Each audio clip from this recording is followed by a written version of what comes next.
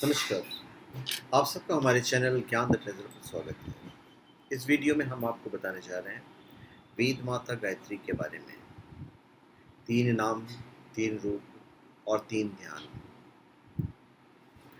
गायत्री यद्यपि एक वेद का छंद है, लेकिन इनकी एक देवी के रूप में मान्यता है।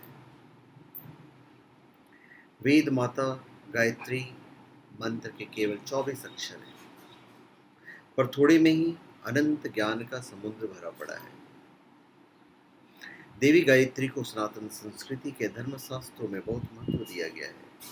शास्त्रोक्त मान्यता है कि गायत्री मंत्र को समझने मात्र से चारों वेदों के ज्ञान की प्राप्ति हो जाती है। देवी गायत्री की आराधना से सभी मनोकामनाओं की पूर्ति होती है और मोक्ष की प्राप्ति होती है। देवी गायत्री को चारों वेदों की जन्मदात्री माना जाता है। मान्यता है कि चारों वेद, शास्त्र और श्रुतियां की जन्मदात्री देवी गायत्री है। गायत्री का ज्ञान इतना संपूर्ण और उत्तम है कि यदि इसे मनुष्य भली प्रकार से समझ ले और अपने जीवन में अपना ले तो लोक परलोक हर प्रकार से शांतिमय बन सकते हैं। ज्ञेयते तत्वमन्या गायत्री तिथि, जिससे तत्व जाना जाए, जिस विवेक बुद्धि से असलियत को जाना जा सके, वही गायत्री है। तो गायत्री उस बुद्धि का नाम है जो सतुगुनी दैवी तत्वों से परिपूर्ण होती है और जिसकी प्रेरणा से मनुष्य का मस्तिष्क और शरीर ऐसे मार्ग पर होता है जिस पर चलते चलते पग पग पर कल्याण के दर्शन होते हैं, आनंद का संचार होता है। ईश्वरीय शक्तियाँ जब भिन्न भिन्न स्थितियों में होती है तब भिन्न भिन्न नामों से पुकारी जाती है। तो गायत्री को 3 नामों से पुकारा जाता है: आरंभ, तरुणाई और परिपक्वता।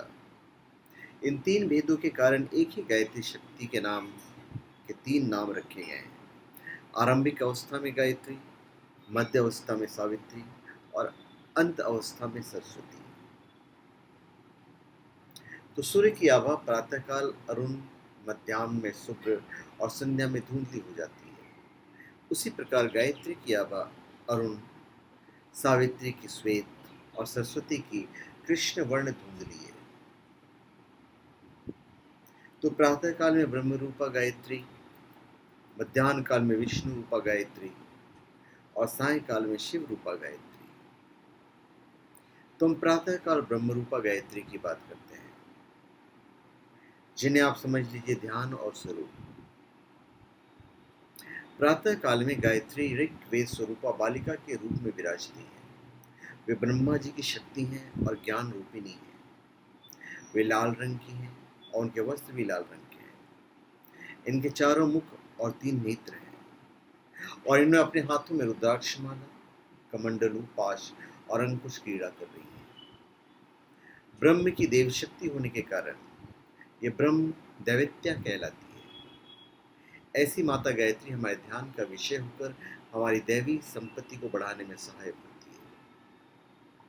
अभी प्रातः काल का समय ब्रह्म मुहूर्त कहलाता है। तो उस समय ब्रह्म तत्व की विशेषता रहने के कारण गायत्री को ब्राह्मी भी कहते हैं। अब हम आते हैं मध्याह्न काल में विष्णु रूपा गायत्री, ध्यान और स्वरूप। सूर्यमंडल स्थित युवावस्था वाली, पीले वस्त्र, शंख, चक्र, गदा तथा पद्म धारण कर गरुड़ पर बैठी हुई अजुर्वेद स्वरूपा गायत्री का ध्यान करें। सविता सूर्य के समान तेजस्वी होने के कारण मध्याह्न गायत्री का नाम सावित्री है। वे युवती अर्थात विकसित, पुष्ट और सुदृढ़ है। परिपुष्ट होकर अपनी पूर्णावस्था के तेज से झिलमिलाते हुए गायत्री श्वेत वर्ण और पीले वस्त्र धारण करती है और विष्णु की दिव्य शक्ति होने के कारण वे विष्णु दैवत्या कहलाती है। मध्याह्न गायत्री का श्वेत वर्ण दर्शाता है कि वे प्रकाशवती और आलोकमय है।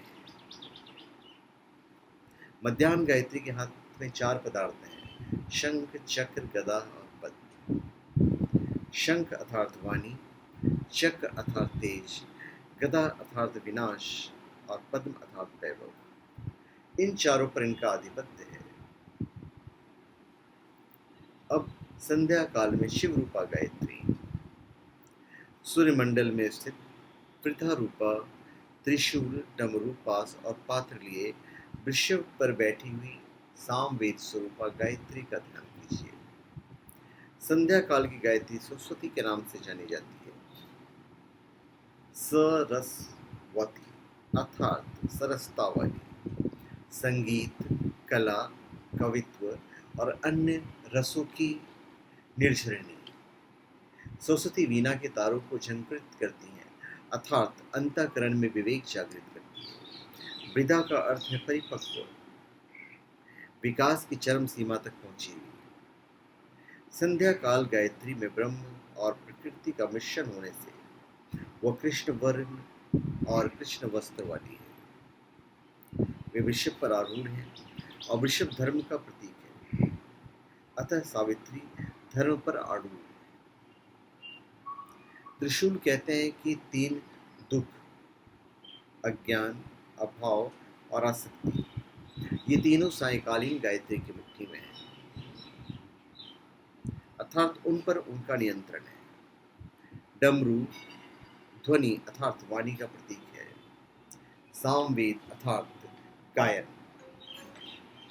ये साधक की वाणी और कवित्व की शक्ति को प्रभावित करती है, और ये रुद्रदेव की शक्ति है, इसलिए उग्रदेव शक्तियों वाली है। तो धन्यवाद, आप सबका हमारे चैनल पे स्वागत है। आप हमारे चैनल पे सब्सक्राइब करें और अपने कमेंट दीजिए। धन्यवाद।